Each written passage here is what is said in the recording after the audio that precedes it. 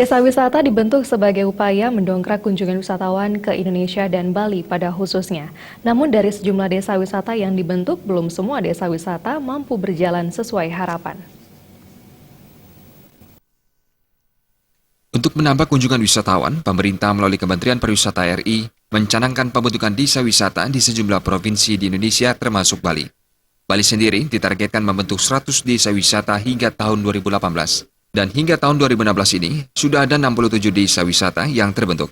Namun kenyataan di lapangan, belum semua desa wisata yang dibentuk tersebut berjalan sesuai harapan. Wisata itu harus menyentuh yang paling bawah, dalam hal ini masyarakat lokal. Dengan dikembangkannya desa wisata, berarti masyarakat lokal akan dapat secara langsung berkontribusi. Nah, masalahnya sekarang, saya juga melakukan penelitian, kebetulan juga saya mengajar mata kuliah itu gitu.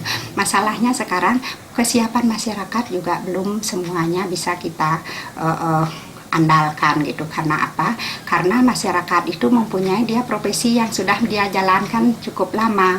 Nah, dengan dijadikannya desa wisata, terutama sekali ada beberapa desa yang memang ditetapkan oleh pemerintah dengan SK pemerintah sebagai desa wisata, tetapi di kenyataannya di lapangan belum ada pergerakan sesuai dengan yang diharapkan.